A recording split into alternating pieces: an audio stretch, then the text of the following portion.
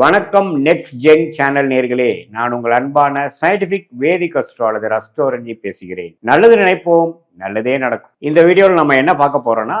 மேஷ ராசிக்காரர்களுக்கு ஜூன் 2026 எத்தகைய ஒரு பலாபலன்கள் நிறைந்த ஒரு மாதமாக இருக்க போகுதுங்கிறத சயின்டிபிக் வேதிக் அஸ்ட்ராலஜி முறையில நம்மளுடைய பழமையான இந்திய வேத ஜோதிட அடிப்படையிலான ஒளி தத்துவம் பிரகாரம் எந்த விதத்திலும் மூட நம்பிக்கைக்குள்ள போகாமல், மிகைப்படுத்தாமல், உள்ளது உள்ளவாறு ஒரு கிரகம் ராசிக்கு இந்தந்த இடத்துல சஞ்சாரிக்கும் பொழுது எத்தகைய ஒரு தாக்கத்தை வாழ்க்கை சம்பவங்களை உருவெடுத்து கொடுக்கும் அப்படிங்கிறத நம்ம சயின்டிபிக் வேதிக் அஸ்ட்ராலஜி முறையில துல்லியமா நம்ம பார்க்க போறோம். பாருங்க, மேஷ ராசிக்கு ஜூன் மாதம் பிறக்கும் பொழுதே பாருங்க, 2 நாள்ல ஜூன் 2 குரு பெயர்ச்சி ஆகிற ஒரு பெயர்ச்சி அருமையான பெயர்ச்சியாக மேஷராசிக்கு அமைகிறது. என்ன அது அருமையான பயிற்சி எப்படி ஆகுது அப்படின்னா, 3ஆம் இடத்தில் இருக்கக்கூடிய குரு 4ஆம் இடம்ங்கிற மிகப்பெரிய ஒரு சிறு கேந்திரம் என்று சொல்லப்படுகிற 4ஆம் இடத்துக்கு போறதுனால, அந்த 4ஆம் இடத்தில் இருக்கக்கூடிய உச்ச குரு 10ஆம் இடம் என்று சொல்லப்படுகிற ராசிக்கு 10ஆம் இடத்தில் இருக்கக்கூடிய தொழில், ஒரு ஜாதகரோட தொழில், ஒரு ஜாதகரோட அந்தஸ்து, ஒரு ஜாதகரோட ஸ்டேட்டஸ் இன் லைஃப் என்பதை குறிக்கக்கூடிய 10ஆம் வீட்டை பார்க்கிறார். 12ஆம் வீடு என்று சொல்லப்படுகிற சுப விரயங்கள், இன்வெஸ்ட்மெண்ட்ஸ், அடுத்த கட்ட நடவடிக்கைகள், இடம் மாற்றங்கள் அப்படிங்கிற மாதிரி விஷயத்தை பார்க்கிறார். அதே சமயத்தில் 8ஆம் இடம் என்று சொல்லப்படுகிற ஃபண்டிங், பணம் வசதியில கொஞ்சம் வெளியிலேருந்து நமக்கு கொஞ்சம் பணம் வருது, அந்த பணம் மூலமாக சில ஆதாயங்கள் பண்ண நம்ம ட்ரை பண்றோம், சில next level of expansion, next level of life growth நோக்கி நாம போறோம் அப்படிங்கிற கொடுக்கக்கூடிய ஒரு அற்புதமான 12 வருஷத்துக்கு ஒரு தடவை வரக்கூடிய 4ஆம் இடத்து உச்ச குரு 2026 ஜூன் மாதம் 2ஆம் தேதியே ஆகுது. நிறைய பேர் மேஷராசிக்காரர்கள் பார்த்தீங்கன்னா, வேலையில் இருக்கக்கூடியவர்கள் இப்போ சைடில் ஏதோ ஒரு தொழில் பண்ணலாமா, தொழிலில் யாரையோ ஒய்ஃப் மூலமாவோ, அல்லது ஒய்ஃபாக இருந்தால் கணவர் மூலமாவோ, அல்லது மற்ற நண்பர்கள் மூலமாக ஏதோ ஒரு பங்குதாரர் மாதிரி சேர்த்து வச்சுட்டு நம்ம ஏதோ ஒன்று பண்ணலாமா அப்படிங்கிற மாதிரி அமைப்புகள்லாம் கொஞ்சம் யோசிக்கக்கூடிய தருணமாக இருக்கும். அதுக்கப்புறம் ஜூன் மாதத்துக்கு அப்புறம் நடக்கக்கூடிய அமைப்பாக இருக்கும். சில பேர் பாருங்க, வேலையை விட்டுட்டு நம்ம ஏதோ ஓன் தொழில் போகலாமா அப்படின்னு நினைக்கக்கூடியவர்களுக்கும் கொடுக்கக்கூடிய அமைப்புகளாக இருக்கு. அல்லது இருக்கக்கூடிய வேலை, இருக்கக்கூடிய தொழிலையே இன்னும் பிரசித்தமாகி, இன்னும் கொஞ்சம் ப்ரமோஷன் ஆகி, இன்னும் கொஞ்சம் ஸ்டேட்டஸும் விஷயங்களும் அதிகமாக ஆகிற மாதிரி அமைப்புகளும் இருக்கு. எப்பவுமே 10ஆம் இடத்தை உச்சகுரு பார்ப்பது இது மாதிரி நல்ல விஷயத்தை கொடுக்கக்கூடிய ஒரு அமைப்பு மேஷராசிக்காரர்களுக்கு கண்டிப்பாக உண்டு. அதே மாதிரி ராசி அதிபதியாகிய செவ்வாய் ராசிக்குள்ளேயே இருக்கிறார் ஜூன் மாதம் முழுவதும். 22 ஜூனோட கடைசி மாதத்துல தான் பார்த்தீங்கன்னா 2ஆம் இடத்துக்கு மாறுறார். ஸோ ராசநாதன் ராசியிலேயே இருக்கிறது ஒரு நல்ல பலம் தான். நாம என்ன பண்ண போறோம், நமக்கு என்ன செய்ய போறோம் அப்படிங்கிற உத்வேகத்தை கொடுக்கக்கூடிய ஒரு ஃபோக்கஸை கொடுக்கக்கூடிய ஒரு அமைப்பு தான் செவ்வாயின் சஞ்சாரம். மேஷத்திலேயே பெரும்பாலான நாட்கள் ஜூன் மாதம் இருக்கிறது கொடுக்குதுங்க. அதே சமயத்தில் சில கோபதாபங்கள் வரலாம். ஏன்னா செவ்வாய்ங்கிற கோபகாரகன் ஆகிய ஒரு ரெட் ஹாட் பிளானட் ராசிக்குள்ளேயே இருந்து எந்த ஒரு சுப பார்வை பெறாமல் இருக்கிறார். அதனால கொஞ்சம் அப்பப்போ ஃப்ரஸ்ட்ரேட் ஆகிறது, இரிட்டேட் ஆகிற விஷயங்கள்லாம் கொஞ்சம் வந்துட்டு போகக்கூடிய அமைப்புகள் இருக்கு. கொஞ்சம் அதெல்லாம் கொஞ்சம் கண்ட்ரோலில் வைக்கணுங்கிறது ரொம்ப முக்கியமான ஒரு அமைப்பு. அதே மாதிரி சுக்கிரன், அதே மாதிரி புதன், இது எல்லாமே 3ஆம் இடத்திலே நீடித்திருந்து மாதத்தின் செகண்ட் ஹாஃப்க்கு அப்புறம் தான் சூரியன், சுக்கிரன், புதன் எல்லாரும் வாருங்க ஒரு ஜூன் மிடில் உங்களுக்கு மாறுறாங்க. ஸோ என்ன மாறுறாங்க, 3ஆம் இடத்துக்கு சூரியனும் மாறும் பொழுது சுக்கிரனும் புதனும் 4ஆம் இடத்துக்கு வராங்க. ஸோ 4ஆம் இடங்கிறது போய் குருவோட சேரும் பொழுது இன்னுமே இடம் சார்ந்த பொருள்கள்,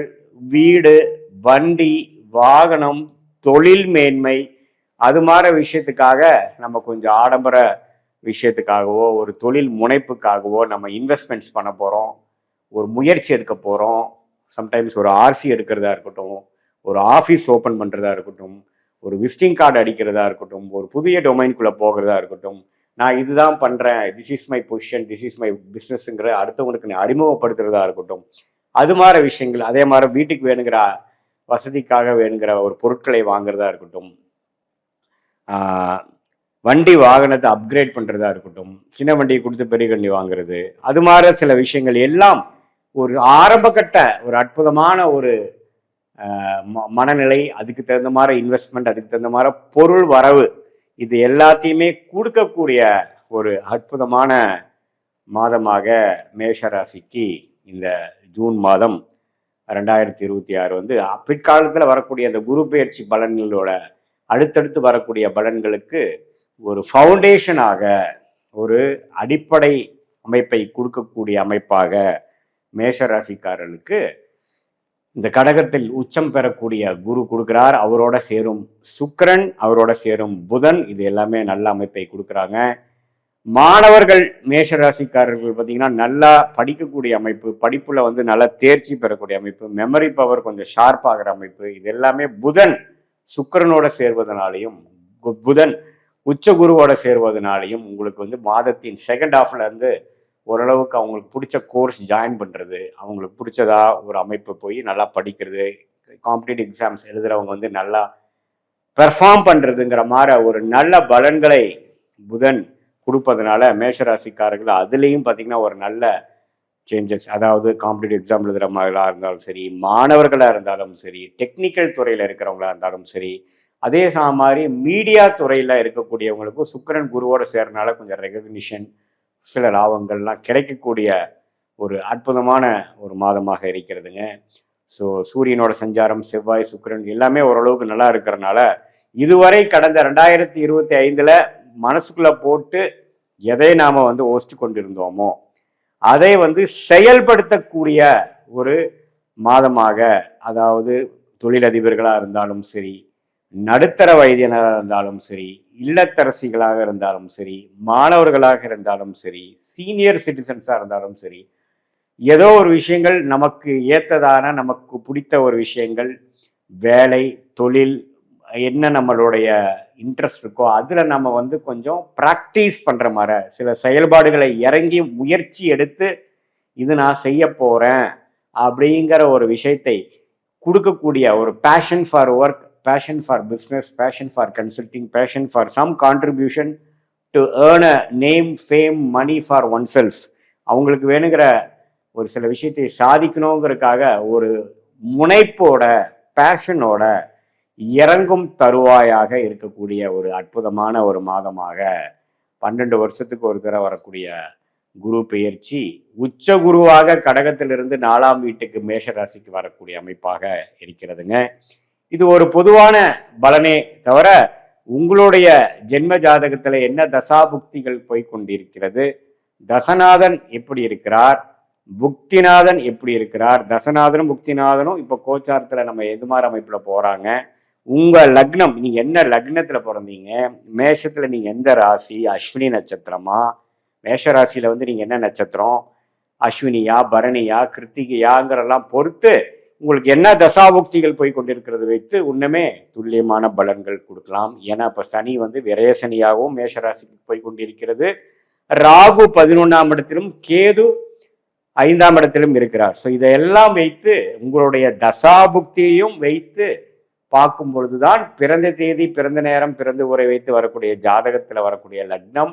அந்த லக்னத்துக்கு ஏற்ற தசை, அந்த தசைக்குள்ள இருக்கக்கூடிய புக்தி, அந்த புக்திநாதன் தசநாதன் உங்க ஜாதகத்துல எந்த மாதிரி இருக்கிறாங்கிறத பொறுத்து துல்லியமான பலன்கள், இப்ப நம்ம பேசின கோச்சார அமைப்பையும் சேர்த்தி அதே மாதிரி தசாபுக்திகள் பலனையும் பார்க்கும் பொழுது அடுத்த வரக்கூடிய ஷார்ட் டேர்ம் எப்படி இருக்கு, அடுத்த வரக்கூடிய லாங் டேர்ம் எப்படி இருக்கு, அடுத்த வரக்கூடிய உங்களுடைய வாழ்க்கை பயணம் எந்த திசையில் திரும்புற மாதிரி இருக்கு, எது மாதிரி சாய்ஸஸ் நீங்க எடுக்கிறது நல்லது, எது மாதிரி சாய்ஸ் நமக்கு சரியா வராது, அதோட டைம்லைன்ஸ் என்ன, எந்த நேரத்தில் அது நடக்கிற மாதிரி இருக்கு, சீக்கிரமா நடக்கிற மாதிரி இருக்கா, கொஞ்சம் டிலேவோட நடக்கிறதா நல்லா இருக்கா, அப்படிதான் காட்டுதா, எது நமக்கு நல்லபடியாக அமையும், எப்போ வேலை மாறலாம், எப்போ தொழில் விருத்தி அடையும், எப்போ கடன்கள் குறையும், எப்போ உடல்நல கோளாறு பிரச்சனை இருந்து வெளியில வருவோம், எப்போ குழந்தை செல்வம் நமக்கு கிடைக்குங்கிற மாதிரி எல்லா விஷயங்களும் நம்மளுடைய பிறந்த தேதி, பிறந்த நேரம், பொழுது வைத்து வரக்கூடிய திருக்கணித பஞ்சாங்கம் முறையாக வரக்கூடிய அந்த ஜாதகத்தை போட்டு அதுல வரக்கூடிய தசாபுக்திகளை வைத்து ஸ்தானபலம், திக்பலம், திருக்பலம் போன்ற சில விஷயங்களை பார்த்து ஒரு கிரகமும் எந்தெந்த டிகிரி அடிப்படையில ஒருத்தரும் தள்ளி இருக்காங்கிறத டிகிரி அடிப்படையில பார்க்கக்கூடிய சயின்டிபிக் வேதிக் அஸ்ட்ராலஜி முறையில நாம் பார்த்து இந்த கோச்சார பலனும் சேர்த்து பார்க்கும் பொழுது ரொம்பவே வாழ்க்கையில் எதிர்நீச்சல் போடாமல் நம்மளுடைய என்ன விஷயங்கள் நமக்கு வராதோ அதை போய் நம்ம செய்து பண விரயம்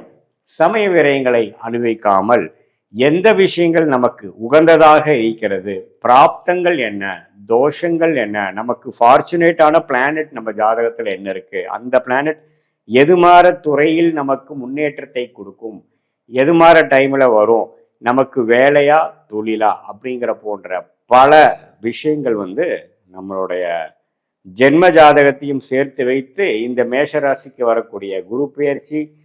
செவ்வாய், சுக்கிரன், புதன் எல்லா பெயர்ச்சிகளும் சேர்த்து வைத்து பார்க்கும் பொழுது சயின்டிஃபிக் வேதிக் அஸ்ட்ராலஜி முறையில் முறைப்படி பார்த்து அதுக்கு வேணுங்கிற கிளாரிட்டியை எடுக்கும் பொழுது வாழ்க்கையில் சரியான நேரத்தில் சரியான முடிவுகளை எடுத்து வாழ்க்கையில் எளிதில் வெற்றி பெற முடியும் என்று சொல்ல விரும்புகிறேன். மீண்டும் மற்றொரு காணொளியில் சந்திப்போம். நன்றி, வணக்கம்.